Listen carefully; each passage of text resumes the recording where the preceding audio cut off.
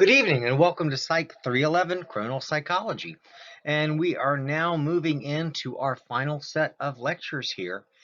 And well, we are talking about criminal behavior. But our opening topic here, as I've kind of put together 10 and 15 chapter to like kind of a one chapter block for you. So I've cut it down. So while you're prepping for this, really focus on your PowerPoints, okay? Absolutely read your chapters to get a little more information. Focus on your PowerPoints, cutting it down on purpose, because these two things kind of just, I think, blend together. And we're going to go from mass shootings, which are, to me, personal and relevant. I'm from Virginia Tech, and I was scheduled to be there on the day of the Tech shootings, but to do my actual proposal for my dissertation. But it turns out my advisor had like a tooth break or something and he had to go to the dentist, so we canceled the meeting. So I wasn't there, and I lectured at ODU and got live updates while it happened because I know people who were there. Knew people at the Virginia Beach courthouse too when that shootings happened there. And my God, why are we talking about mass shootings in school? Because they've become commonplace. They become commonplace to have school shootings. This never happened when I was growing up. But hey, don't upset anybody by thinking, there's too many guns out there. That couldn't be the problem. We're going to go from there to, well, cybercrime, crimes of intimidation. They just, personal crimes, shall we say. Now, the fall of colonial American culture. Multiple murder, school, workplace violence. Going postal.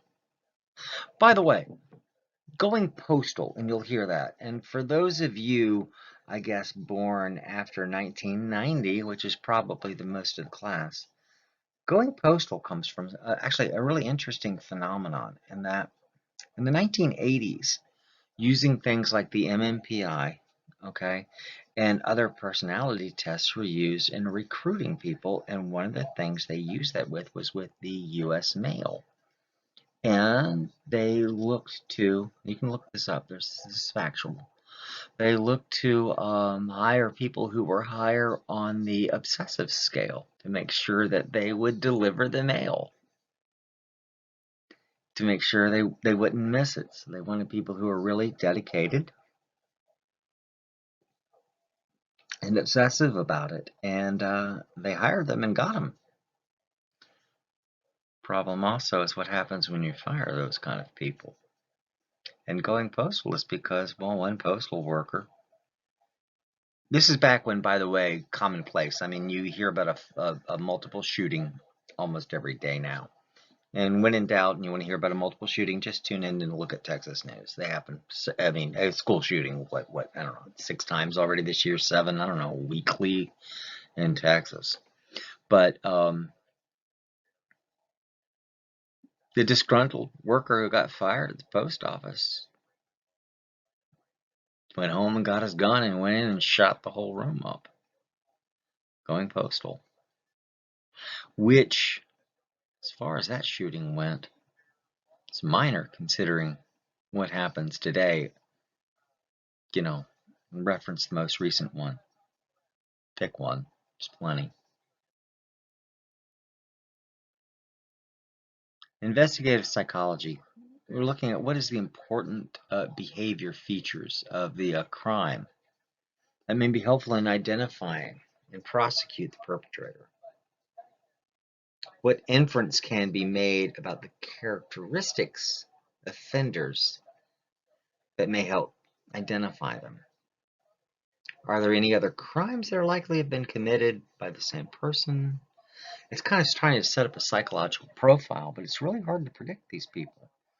It's quite often these shootings, first time they've ever done anything that massive, that violent, and quite often they bought the gun that day or that week. But it's trying to predict that and looking at threat assessment and risk assessment.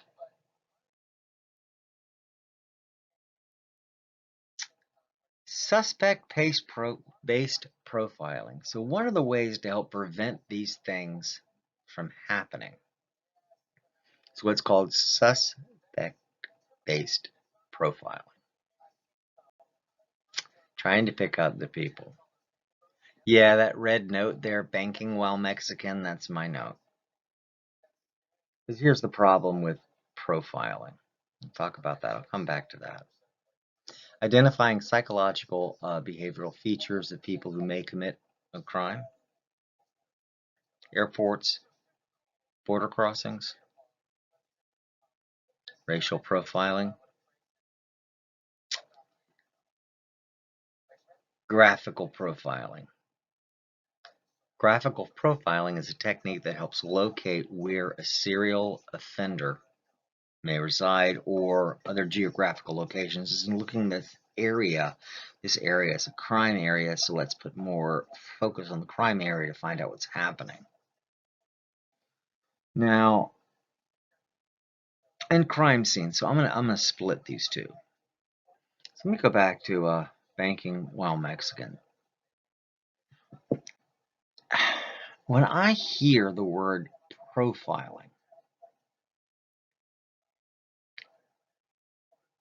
my knowledge, my history, first thing I hear in my head is racism. Picking them. And the reason I put the note banking while Mexican, because recently a friend got harassed at the bank for banking while Mexican. We just rebuilt a house. I have several rental properties, and we just rebuilt one of them. Now, gave a $10,000 check to a white guy for the floors. He goes to Wells Fargo, no problem. Puts in the check, not a word. My painter, Mexican, Hispanic, Mexican accent, $2,000 check for the painting. The bank called me. Thank you, Wells Fargo. Well, this seems like a big check that this man was bringing. We just wanted to make sure you wrote it. Okay. Yeah. Passed the other one yet a couple of days ago without a problem. And that's what happens to when I hear terms like suspect-based profiling. I mean, that's the real story. And the bank's looking out for me and they are profiling. Trust my painter more. And crime scene profiling, and I put in proactive investigation because at times I've gotten very vocal on Facebook and on online things about political issues to a degree where the university kind of quietly, softly nudged me and asked me not to be quite so loud and active. Got into a little tussle. I'm on. I volunteered for the police before. I did 4 years of volunteer service, 5, so I've worked with them, and I know a lot of officers, and I just support the people in blue, absolutely. It's a tough job, and the best job they can do is actually police officers do an awful lot of counseling. Counseling degrees are, great for that. The psychology major, criminology minor, or criminology major, psych minor is just a wonderful combination. But they did this posting because they were so proud about an arrest they did at the ocean front. They had heard gunshots, and what they used was proactive investigation. Proactive investigation. So what they said on their website was they looked at people they thought could be the potential criminals and shooters. based on characteristics. So they, you know, classified, organized, and looked at people they thought might look guilty. Not people who were around the incident, did anything. It's just this looks like the kind of person that could do it. And they were very proud because they did catch the shooting. And there's like which shooting in the oceanfront one. But this was one in last summer. Because while they were touting how great the proactive investigation was and they caught the guy within, a couple of hours, I'm like, yeah, that also means y'all were proactive. You're just going up and harassing people. Human behavior is consistent across a variety of different situations. And that's one of the problems with modern profiling. The offense style or evidence gathered at the crime scene is directly related to the personality of the person who did it. You know,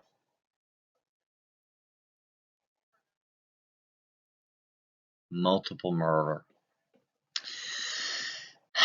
Serial killers, they actually have, and serial murders have a cooling off period. It actually almost follows like the abuse cycle. In the abuse cycle in a relationship, you have a honeymoon period where everything's great. Then there's a time and things build, and then there's a big explosion and a fight. Then there's a quiet cooling off period, and then its cycle starts again. Take that to an extreme, and now you've got multiple murder. Now, with a murdering spree, there's no cooling off period, usually in 2 or more locations. How did we end up here? Why is this even a topic? And then mass shootings, single location, no cooling off period. But on the serial, there's a cooling off period where they go and back and go. Now, for serial murderers, there's no accurate data on the prevalence and number of serial murderers out there active at any one time. So it's not as common as it appears on YouTube, but it does happen.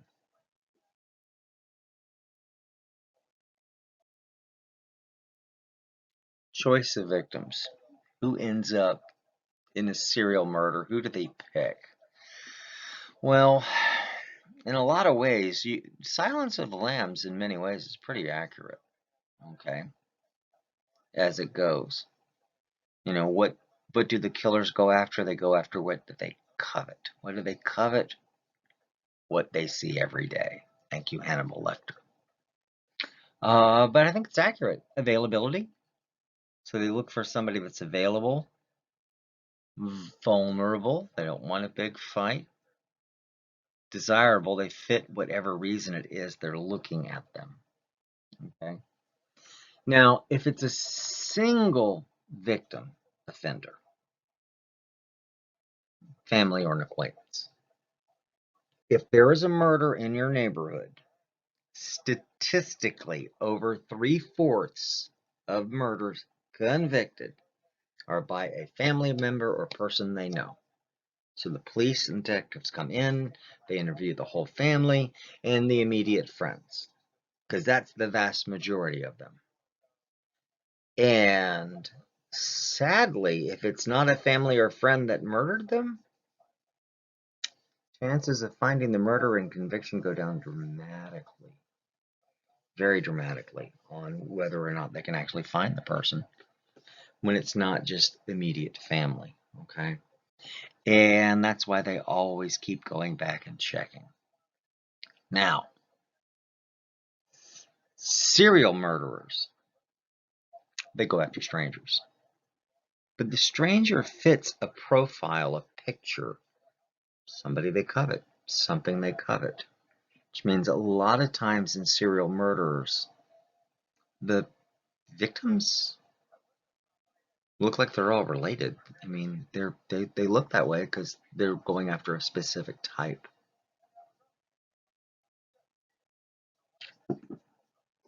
What terms on geographical location? And the terms do really explain what's happening. They do find an area for a graphic location and a choice of victims, and it's a person who kills multiple people. They find their favorite areas.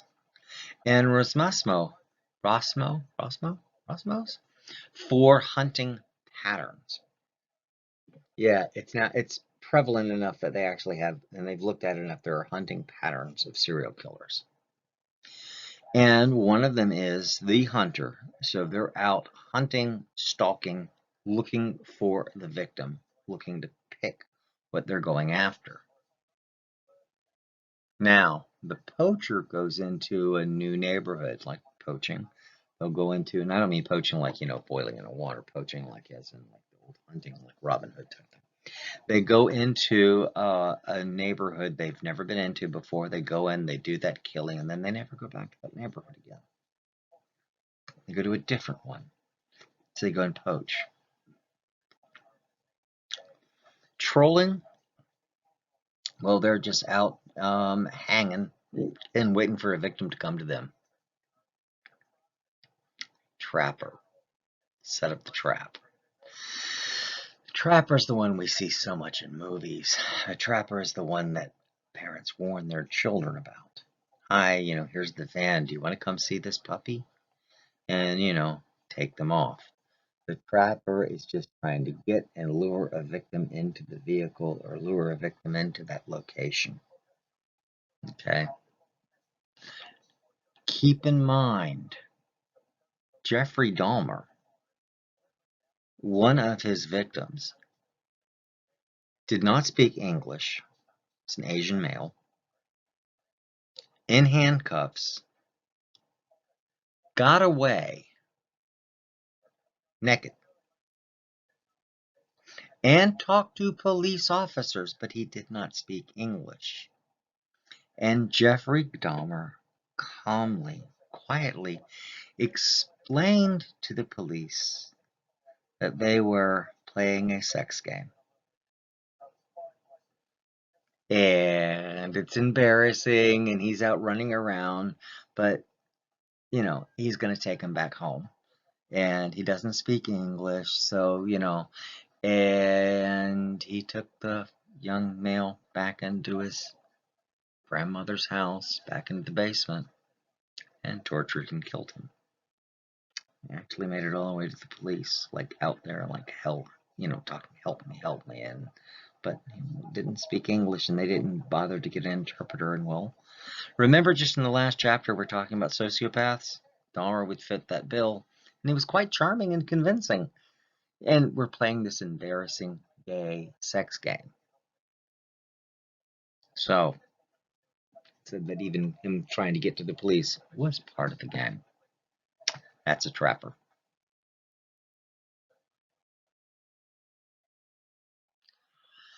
Risk factors and psychological motives. Well, there's no single identifiable causal factors, but I wanted to link this with the lecture on sociopaths because I do think that really has a part in this because they enjoy people suffering, but they don't feel much.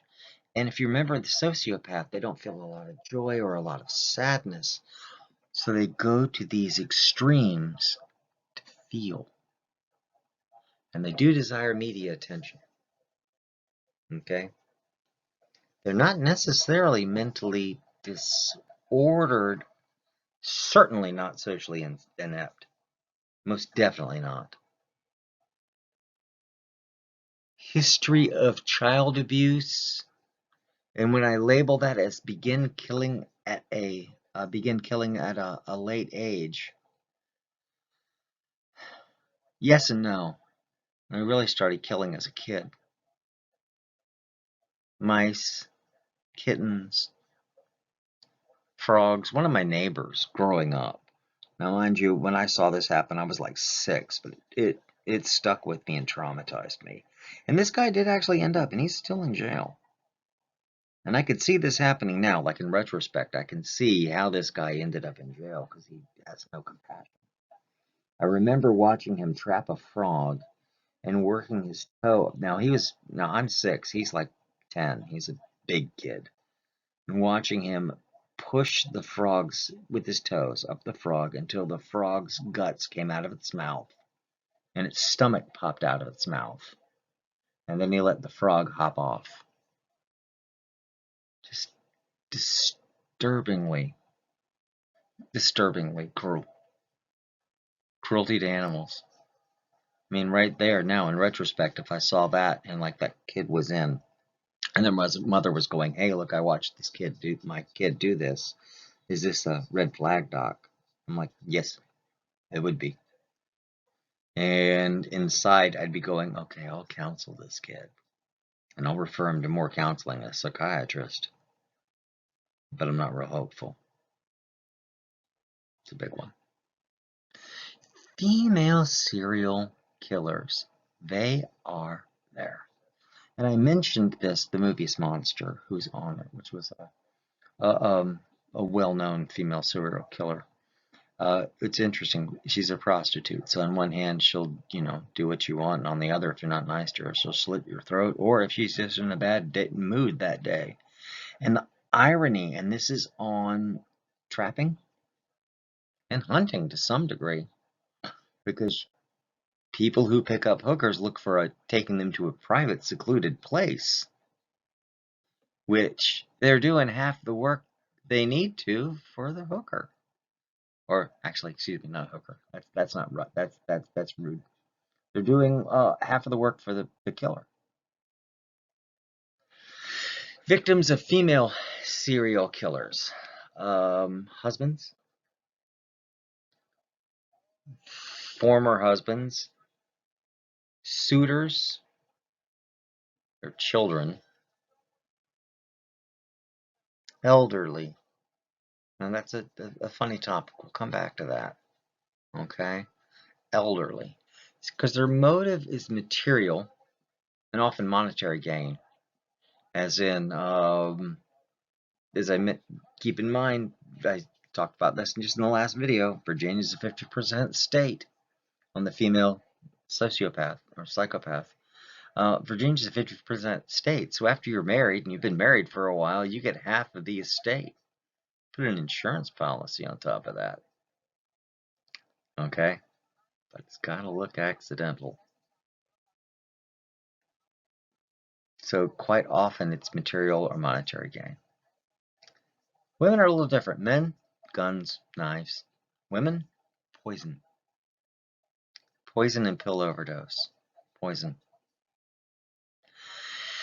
And see, when they say this, the elderly, you can circle elderly there in the notes or highlight elderly. Why are elderly there in female serial killers of elderly?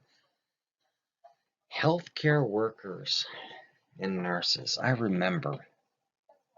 I mean, it's like, was Dr. Kevorkian a serial killer? Because that's what they argued. It's because he helped so many people die. But I do remember my aunt came home from the hospital. Hospice care. Hospice care means we're going to take care of you, but there's nothing else the hospital really can do for you, so you're going home to die at home instead of dying in the hospital.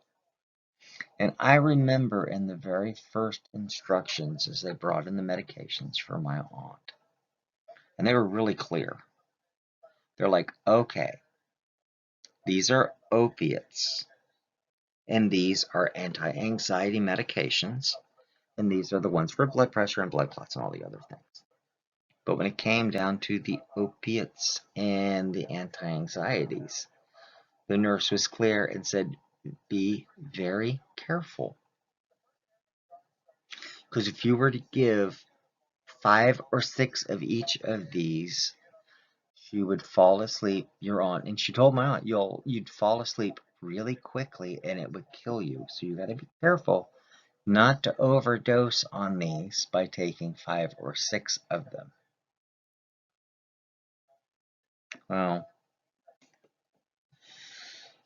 and we're a state that doesn't believe in it, and assisted suicide. But she certainly did lay out everything that needed to be done on that. No, my aunt did not, but we caught on. It was there. She died of her cancer horribly. Bone cancer is terrible. Can't help when I'm watching her going, well, maybe. Maybe she should have took the blue pill.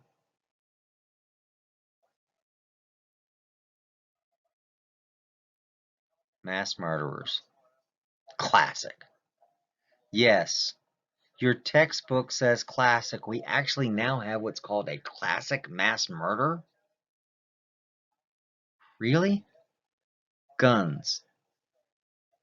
Go ahead, fill it in. You know what it is. Say it with me. What kind of gun are they using? They are using an. Come on, talk with me. I can hear you. Okay. AR. There we go. Yes, an AR-15. Walmart. A couple of weeks ago, the gunman bought the gun. Now, but Walmart, he used a handgun. It was a manager, and this is recent, as in just like 3 weeks ago, 2 weeks ago. The manager at Walmart bought a handgun. I mean, I read this. This is straight out of the Virginia Pilot, so you can take a look at the pilot and, read the same thing, or go to our friends on Channel 3 or Channel 10, Channel 13, watch the ABC, NBC, watch the local news, watch our local news channels, and they'll show you the reporting on that. The gunman bought the gun on the same day. And then he goes to, at least according to the newspaper that I read, and he said in the meeting, this will be a short meeting in a quick shift today, and he turned around and started shooting people. Virginia Tech was similar. Now, again, I'm from Virginia Tech, and I was supposed to, at that time, I was still commuting back and forth, and the day of the shooting, it's really interesting. There's a lot of connection on that. One, in our psych department at Tech, we lost a member. We lost one of our graduate students. The class I was teaching at Virginia Beach had the girlfriend of his suite mates in class. So when the shooting started, she was getting texts regularly, as in I heard about it before the news. It was like, oh my God, in class. I'm like, what? She's like, I got to talk about this. So we talked about it in class while it was happening and followed it. The guy bought the gun within a week before he used it, and ammunition at the same time, and everything to protect his body, and bulletproof vest, whole, tactical gear. What's interesting, and this is the inside stuff I do know about the classic murder at Virginia Tech. He shot 32, wounded 17 more. Was he was referred to for counseling. His English teachers, one of his English teachers, read his poetry and writing, and it was so dark that she referred him over towards counseling. I would say from firsthand reports of the roommates, because I did get to talk to the girlfriend of the roommate, is he did lack the social skills, would not join them. They did invite him and try to get him to join in with the group and come out. But he kept to himself and was somewhat socially separated.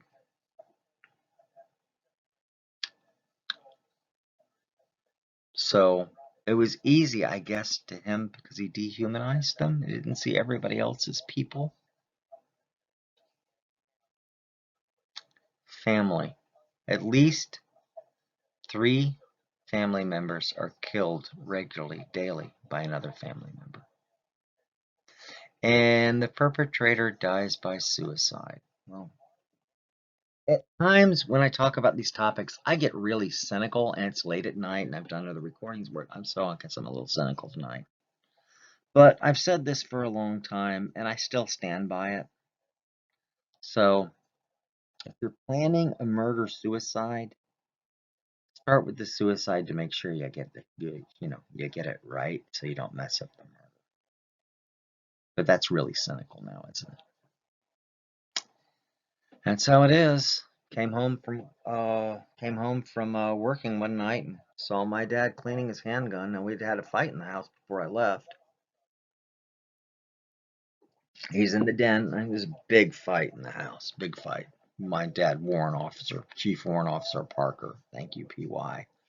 and he just went off nuts. Well, I found out after I left after the fight, before I came back, so I'm in my 20s. And I'm at the house because my mom asked me to move back in because my dad was getting so violent, she was getting scared. I've been waving around that handgun and had it on my mom's head. And she said that's the third time he's put a gun to her head. One time he shot next to her ear a few years earlier, and well, she figured after 3 tries, the next time she's dead. So she left.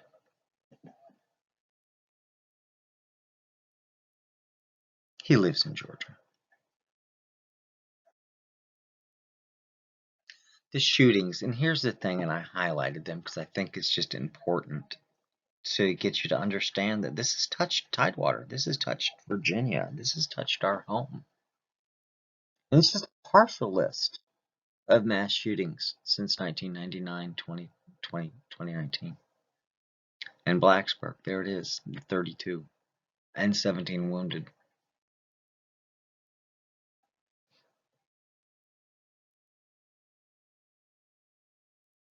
And there we go. Virginia Beach Municipal Center, 12 killed, 4 wounded. And it's weird. The Virginia Tech shooting, the guy just shot people left and right. Municipal Center, rumor has it, some people he passed by. Some people are like, hey, I'm okay with you. You know, like in The Joker, if you watch the movie The Joker, he's like, oh, you've always been nice to me. You're okay. And that showed up too. It really surprises me. It's interesting. Motivation was different at the Municipal Center than at Tech. At Tech, it seemed he was a social outcast and felt like a social outcast and put his anger back onto the people. Municipal, the guy had been released from his job. He went postal. Remember that story earlier? Went postal. So he went back and used his gun to get revenge.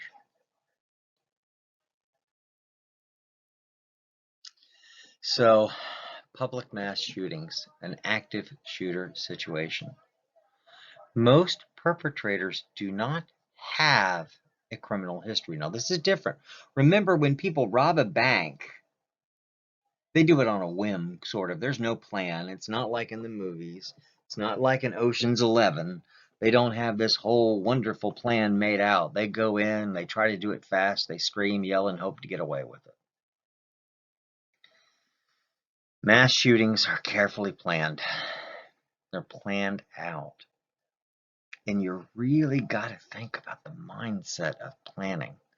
And you just can't do that if you identify with each thing that you're shooting as a person. They're shooting things, not shooting people. And part of their plan is to die in the shooting. So they want to make their point, to express, but they don't want to face the consequences.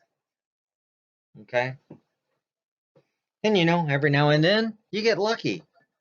Kyle Rittenhouse got his mom to drive him to another state, and he got to go hunting. He went hunting, and he shot 4 people and killed them. I think he killed 4. I know he killed at least 2 of them. But he went hunting. And, well, since the politics and the media got behind him, he got off for it, too. A 16-year-old that was driven across state lines with an automatic weapon, shooting at people because there is a protest going on over property he does not own and was not employed to nor asked to protect. Okay? That's a murder. And I know the courts may disagree with me. That's my opinion. I won't test you on my opinion. You can forward all complaints or agree with me. but, you know, sounded pretty premeditated to me. Fox and Levin's 5-category topology based on motivation. What motivates a mass shooting? Revenge. So at Tech, he's going after everybody that he felt like the whole campus dissed him. Municipal Center, people at work he felt disrespected him. Some people do this for power, okay, because it makes them feel powerful. Loyalty, don't forget Milgram. They're doing it to help somebody else. So they're doing this, their motivation is because they're loyal to a cause. So loyalty is a loyalty to a cause. So they're doing the mass shooting because they believe in a thing and they're doing it for that. I mean, keep in mind, it's not like there are many ways you can protest for a cause without picking up a weapon. Profit. Profit. Somebody paid them to do it. Hey, the Valentine Days murders. I'm doing this off the whim. I didn't look this up. The Valentine Days massacre in the 1930s was like 8 people, I think, that were of a competitive gang running whiskey. They lined up against a wall and shot them all and got it. You know, it's a profit. And of course, terrorism. You know, if you do this thing, you're going to get hurt. If you don't, you don't wear this thing, you're going to get hurt. So it's also used for terror.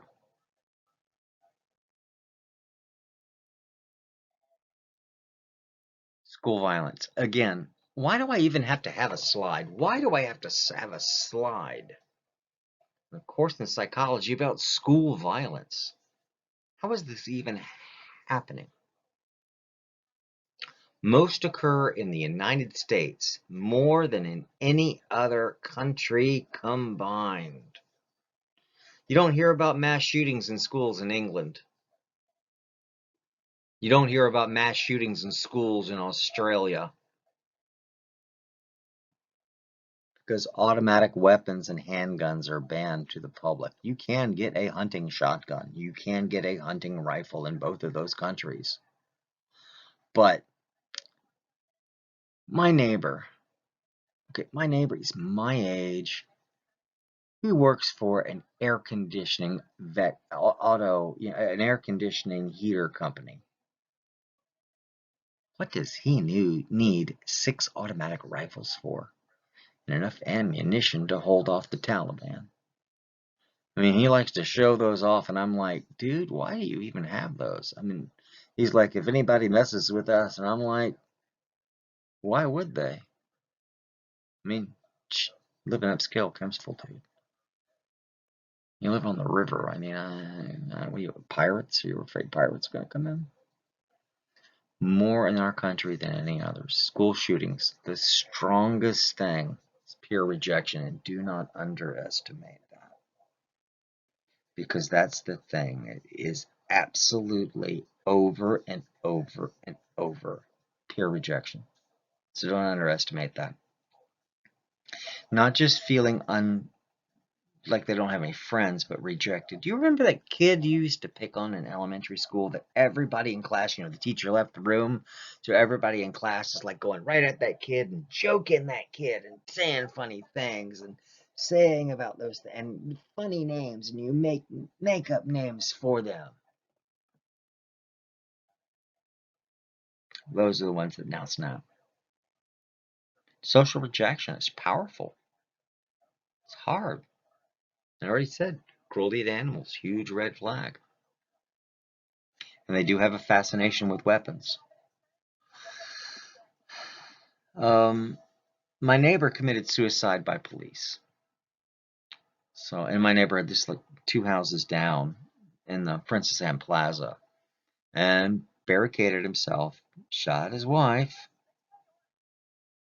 had a cadre of weapons and firearms and was held up with them until the police finally came out. And the thing is, with school shooters, they not only talk about it and research weapons, they tell their friends and they make social postings on it, so people should know. Disturbing.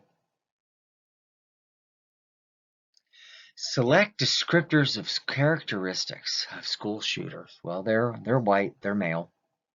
History of mental illness. Symptoms of depression and suicidality is not unusual. Average or above average intelligence.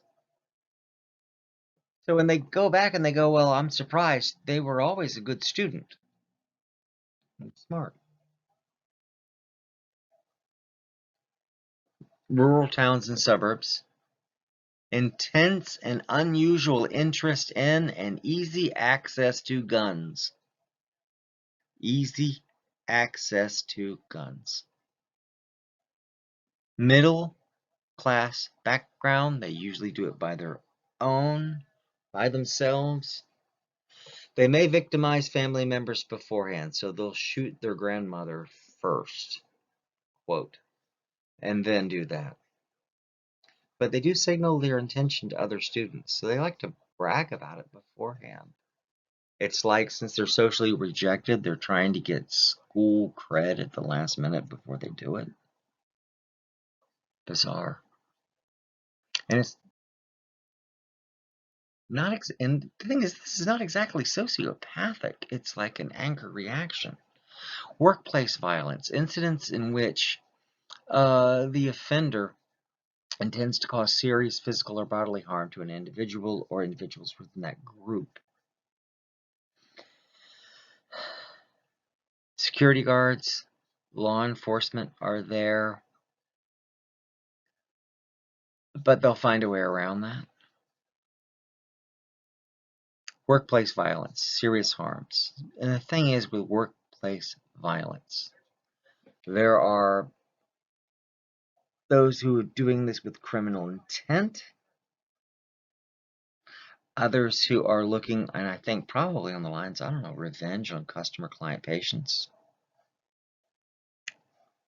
Some people will do it, this sounds insane. They'll shoot a coworker and then other people to hide the fact that they were only really wanting to shoot their coworker. And personal and workplace violence. And I say on personal, this one scares my wife for what it's worth. I've taught for years human sexuality. And I do a long spot on communication. I actually bring my partner in and we talk communication. Teaching it again in the spring. We do this long workshop on communication. And after communication, I also talk about a whole lecture on are you dating an abuser?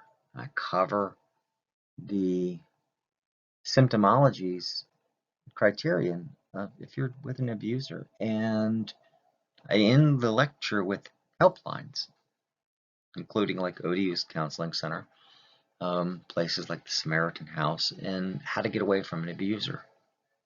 And I've had several students, many, go into counseling or leave their relationships because they realize, hey, wow, after this class, I realized I was in an abusive relationship. Which to me is a good thing because they realize they're in a bad relationship and what to do and how to get out of it and maybe how to change their life around. But my wife says over and over when I teach that class, she's always terrified that one semester somebody's disgruntled lover who just got ditched because they're an abuser and I pointed out to them and I helped them get to a halfway home. It's going to walk into ODU and shoot me in the head. And I don't know, 15 years ago, I'm like, don't worry about that. Now, I'm like, no, don't worry about that too much. I only get a threat or two a year.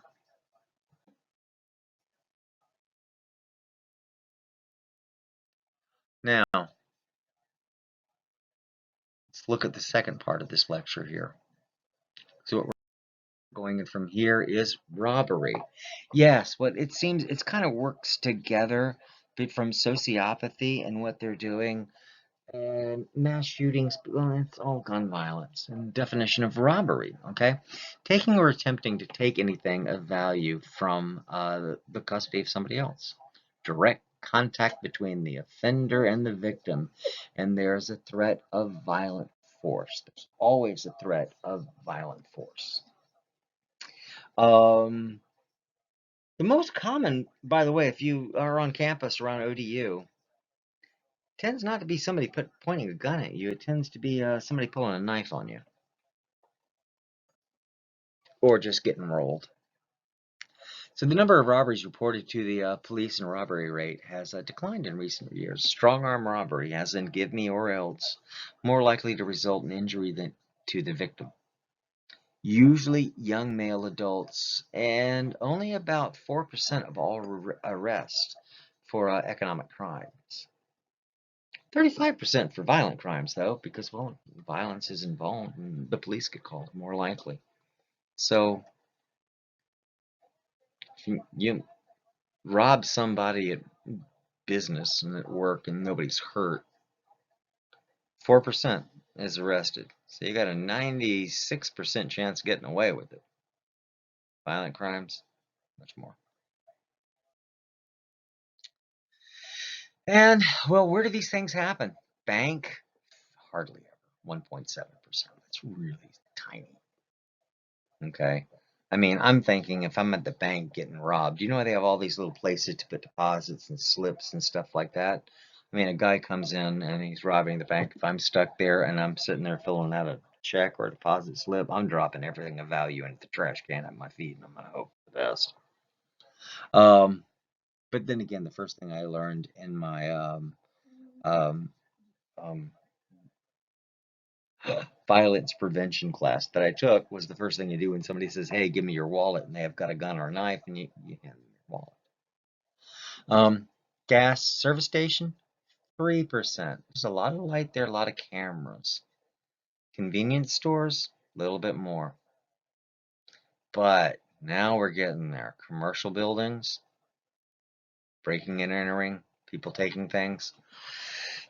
Ladies, if you work in an office and I walk into your office right now and I open up your lower left drawer, am I going to find your purse?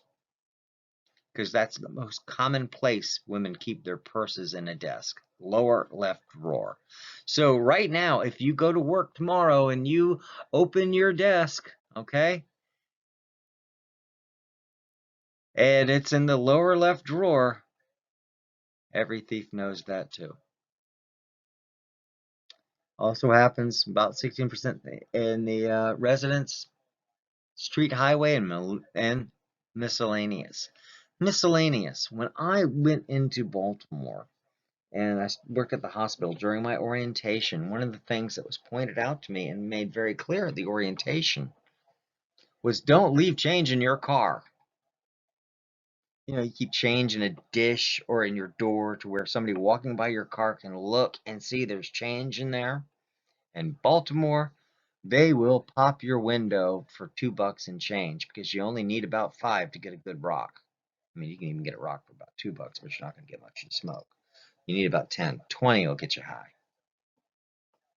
So yeah, they'll go through and get 5 or 6 cars and get what they need. Yep, $2 here, $2 there, $2 there, and hey, look, they left their cell phone charger. I can sell that. Here's a phone. Okay, cool.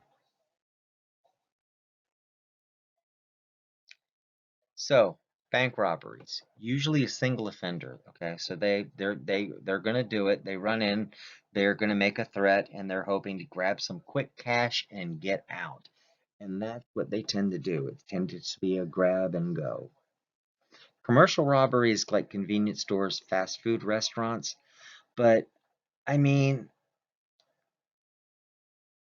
I mean, the last time I went to a fast food place, it took the guy behind the counter, or girl, it took the person behind the counter 5 minutes to understand what I was saying when I'm just ordering a Happy Meal. So I'm thinking if somebody shows up with a gun wanting money and all that, they're going to look at their whole computer screen and not even know how to open the drawer. That's why most of the robberies now are street robberies. Greatest proportion of those. Somebody sees you, they see you as a target, and they roll you for your money. You know, they come up, they threaten you, or just knock you down and take it. That's the majority of that.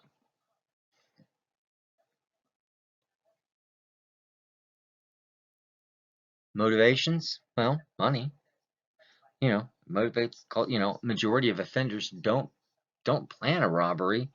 They're just in need. They're in need for a variety of reasons, from trying to save their home, to trying to find food, to trying to get a high. Pressing the needs for cash to survive. It's an impulsive lifestyle. And that's the problem with street culture. Keep in mind that people that I've interviewed, worked, or counseled who roll and rob people, they're not robbing you. I'm gonna get out tonight, man. I'm going out tonight. I'm getting paid. All right? Tonight, I'm getting paid. They see what they're doing as work. So rolling you is their work. And it's funny because they do have themes. One is just the dominance, meaning, yes, there are people out there who will rob you just for the fun of it, not for the money. Because they want to be dominant, they want to make you submit. You'll get cooperation in some too, just outright hostility. Cyber and internet crimes. Wow. Leaking and spilling personal data. I happened to be in Las Vegas in 2012, and there was a national conference of hackers. And I was just talking to the guy at the airport on the way out. And I just told him, we were just talking, and, he's like, hey, I'll show you what I can do. Name, phone number. He found everything. He found, with my name and phone number, found my social security number, found my bank numbers. I mean, it's out there. You get also phishing and farming. We see that all the time in emails and calling. It sounds so legitimate, but by and large, when in doubt, pick up the phone and call your bank instead of responding to that text. Confidence, fraud, and romance. Oh yeah. So, and of course, spoofing. And we get more and more of that. And it's falsified, misleading information, just trying to get you to turn things over. And that's what happens. Now, credit card fraud, government impersonation. I did this as a practical joke in my youth. I mean, as an undergraduate, I used to do this as a joke. On April Fool's Day, I would call up my friend, whichever friend I was going to target for this. I was in a fraternity, so I always had somebody new. And I pick up the phone and I go, "Yeah, hello. Yeah, this is Mr. Lloyd, and I'm looking for," and whoever it is, I always mispronounce their name, so you always mispronounce it, slur it a little bit. And I'm looking for blank, and well, we're starting with a audit, and I know it seems to be an odd hour, and I understand it's a weekend. But well, your number came up here, and I'm gonna need some information from you here. So we're gonna start out right here. I need you to pull your tax records, and I need you to fax them over to my number here. Now it's a practical joke. But this is what I learned about it. People who know me would fax me their taxes, and they didn't even bother to recognize it's my number. Which today probably they'd see in their cell phone. Now, when I was 21, that was hilarious. I'd never do that today. But it's that easy to impersonate government. Malware. Ransomware is terrifying. Oh my, I keep backing up my computer and backing up stuff because the whole ransomware is they get control of all of your information. And if you don't pay the ransom, you don't get control of your computer back. And as you know, in our virtual world of this new society, information is currency.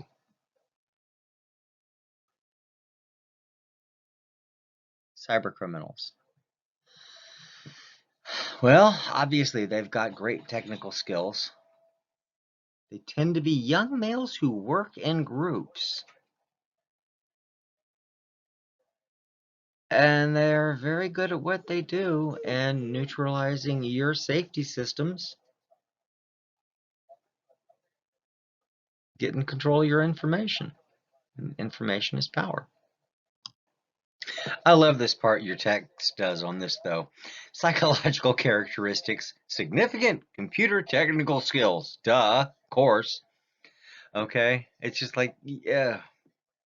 That's the one part on this slide that really gets me. Yes, of course they have significant computer technical skills.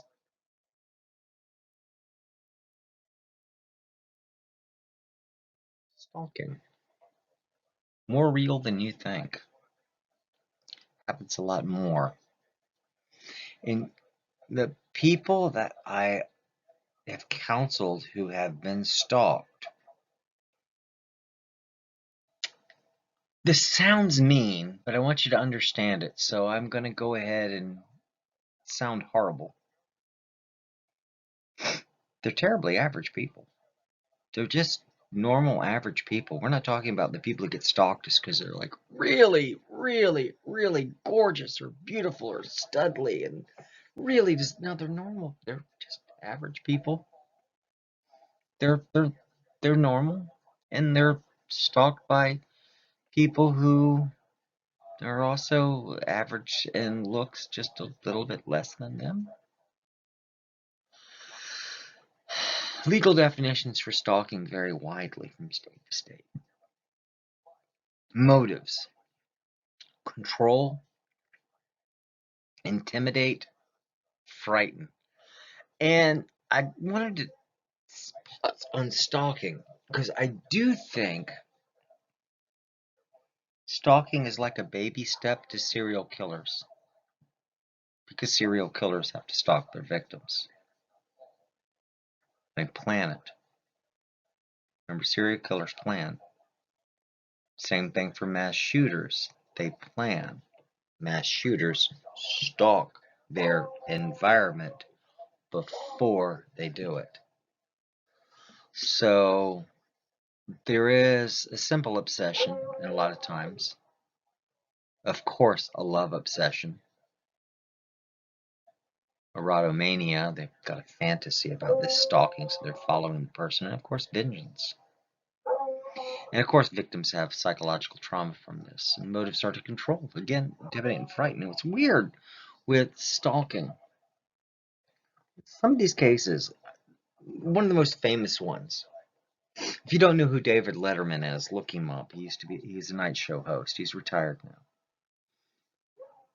Famously, his stalker. Now this is weird, okay?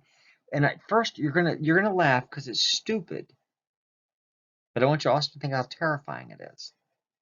His stalker will break into his house, and this is erotomania. Will break into his house, do his laundry, cook him breakfast, because they're meant to be together.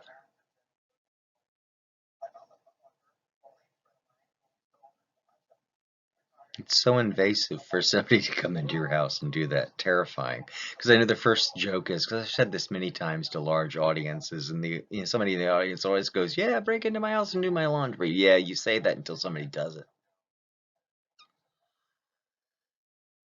And that's one of the most famous stalkings I know. But a different one, just a friend of mine who, and actually he's a counselor.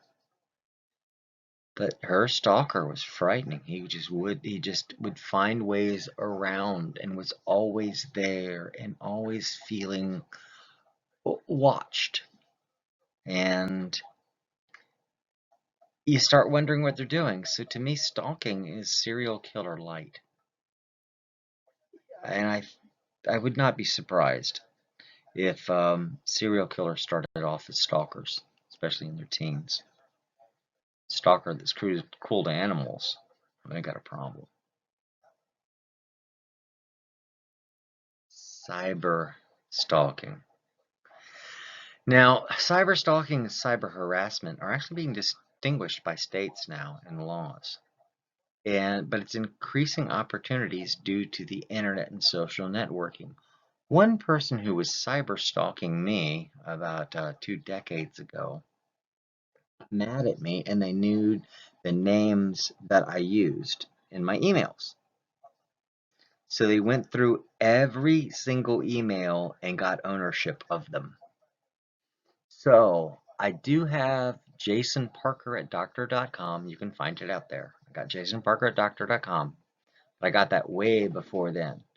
But Jason Parker at Google, Jason Parker at Microsoft.net, Jason L. Parker, or that with my middle name. They got 6 or 8 different emails of my name to make sure they had control of them. She was determined. Increasing opportunities, because the way they are with social networking.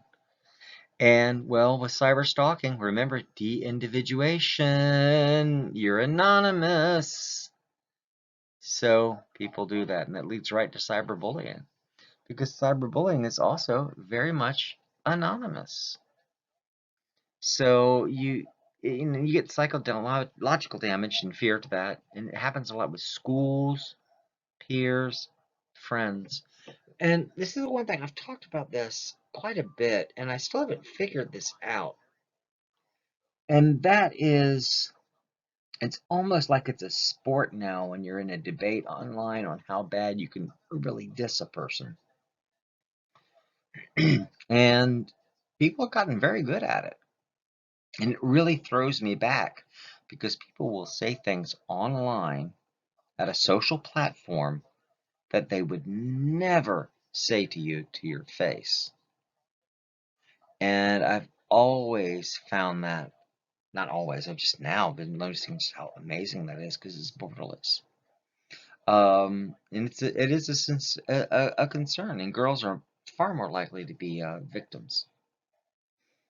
And people do this, I don't know, for a need for power, and, well, it's easier to cyber stalk and cyber bully because they're not there.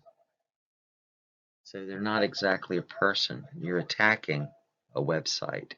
You're attacking their page.